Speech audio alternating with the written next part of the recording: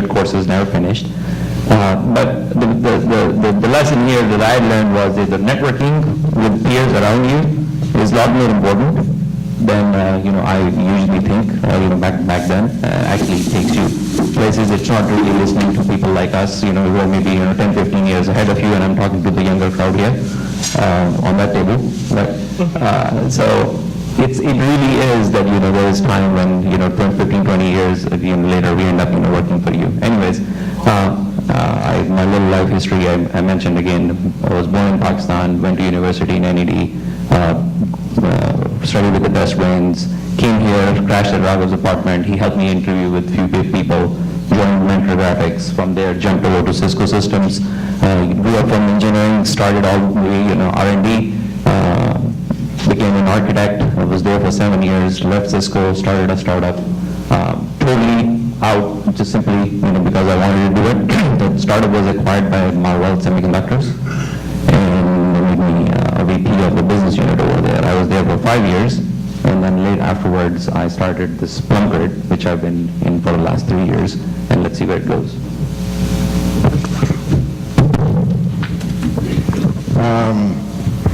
What a university this is. Anyone else from this university here? You guys say the name? Who else from NED here? All right. You should all go start startups. And I'm willing to fund you. It's a good track record. Mashallah. I was born in Cairo, Egypt. I moved to the States with my father, and he went to do his PhD. Moved to a small town in Oregon, Corvallis, Oregon. Anyone here ever been to Corvallis, Oregon? Yeah. MashaAllah. Okay, we had a very nice masjid there. Lots of memories. So I grew up in Corvallis, Oregon. It felt like I was the only non-white person in my school.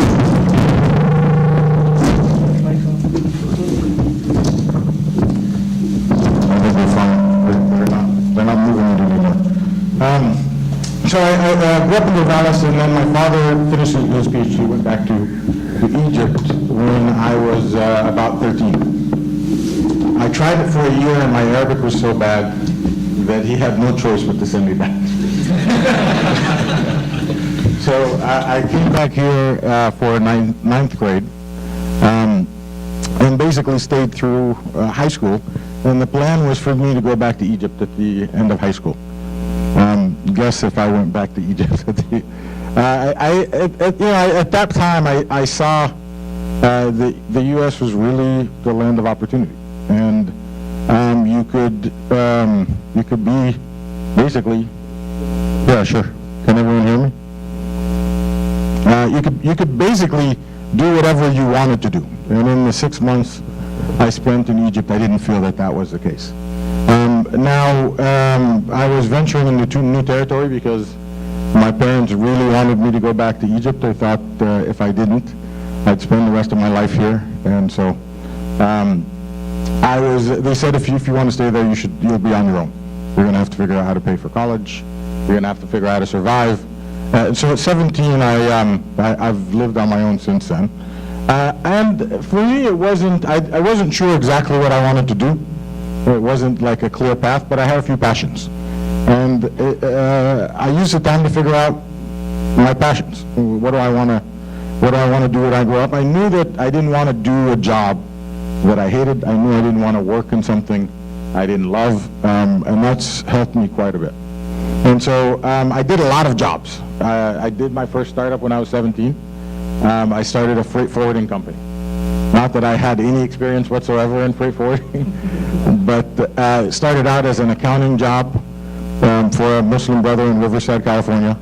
He was nice enough to give me, he had a car dealership, and he was nice enough to give me a job. And it was very manual. And since I had always loved computers, and I've been coding since I was 8, I did it for a week manually and said, I can't do this anymore. So I wrote a program to automate it. And about 3 months later, I realized that I'm not doing anything. The work that used to take a week, I was doing in the first hour, and then I had free time. And so I proposed to this brother that I start a new company that did a lot of the paperwork he needed with this program, as well as all the other brothers that had a similar need. And so he put up the money, we started the company, and we got all the Muslim brothers, and then later others who had the same need. And for me, it got boring fairly quickly when it was just now sales as opposed to building. So I sold the company back to this brother. I had about 2 years worth of livelihood, alhamdulillah. So I had room to look at a few other passions. So I started trading stocks. I had always wanted to know what, there was something very alluring about the stock market. So I started putting some money in stocks. I blew through all the money I had in about 6 months. Learned a lot of lessons along the way, especially how not to invest. Don't go buy options. It's a bad idea. You should earn them. It's actually a lot more effective. So I learned a lot, and I basically lost $150,000 at 17 when I thought that was going to take me 2 years. And so I went to work for another brother doing, he had a car parking operation. And, not to repeat the story, I found another need and automated it. And after that, I decided that instead of wasting my money on stocks, I should go back to school. So I went back to school. I managed a restaurant for a while until the idea of being close to alcohol weighed on my conscience. I ended up getting out of that and got a job at AT&T Wireless. And it was a job that was supposed to pay for college, but again, I really liked coding. The internet, this was 1994, 95, the internet was just exploding. HTML and Perl and a lot of these languages that normally in the day people didn't respect, but they were much easier to build things with. And so instead of waiting for IT to build things, I would build my own tools as a customer service agent. And almost in a 3-month period, everybody in the 4,000 person call center was using my tools. They gave me a full-time job, and that started my formal IT career. Since then, I've worked at a lot of companies, developed, my idea of a passion. The most recent is I've become very fascinated with how financial systems operate, the technology behind them, the shortcomings, and have spent the last 12 years fixing them. Sorry for the long story. No, that's very good. Thank you. So, I think one thing to notice is a lot of these stories that you heard are very similar to yours, right? And so there's nothing special. I think also what Awais was saying is there's nothing special. It's just that I think the difference here between the panel and some folks who will look and say, hey, look, you guys succeeded, is that they just took the risk, right, and just went for it. And I think that is, as Muslims, we believe our risk is already written, right? What we're going to make is going to make, and we're going to make. So taking that risk and just moving, going to the next level and jumping, I would say, head first is what these guys did. And it worked. It doesn't work for everybody, but if you do it enough times, it will work, right? All right, so it's great learning about our panelists. I wanted to get a kind of poll from the audience here. So first question I had for the audience here is how many in the audience have tried to start their own company? So quite a bit. But I would say probably just 10-15%. So I think that needs to be high. That's going to grow higher after today, right? And how many people want to start their next venture?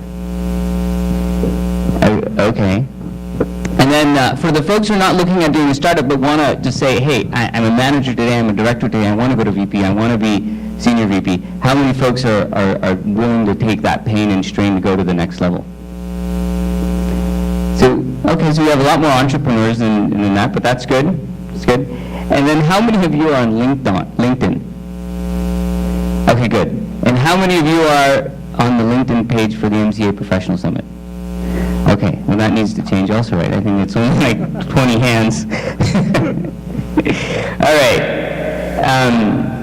So a lot of these stories, as I mentioned, are similar to yours, but the difference was a sacrifice or a risk. So that's the question I want to ask, is when you started your company, what did you put on the line? Like, was it, of course you said, hey, I'm leaving a job, I'm putting some money on the line. What is it that you put on the line, not only your daily income or your monthly income from your job, but how much runway did you have? You said, okay, I have this much money in the bank, I got 6 months, like you were saying you thought you had 2 years. How much runway did you have, and then at what point did you say, you know what, I'm ready to do it? I think it's kind of the battle of heart and mind.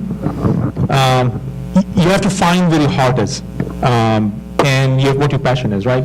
And you just sometimes get lucky that where your heart is and where your skill is just happen to be what others need, and that is so. So when you're actually in that kind of a debate, your heart and your thought process, sometimes your heart actually wins, and how passionate about you are to do something. I think that's the question. So when I started my first own startup, not working for a startup, the situation was something like that. I was the only breadwinner.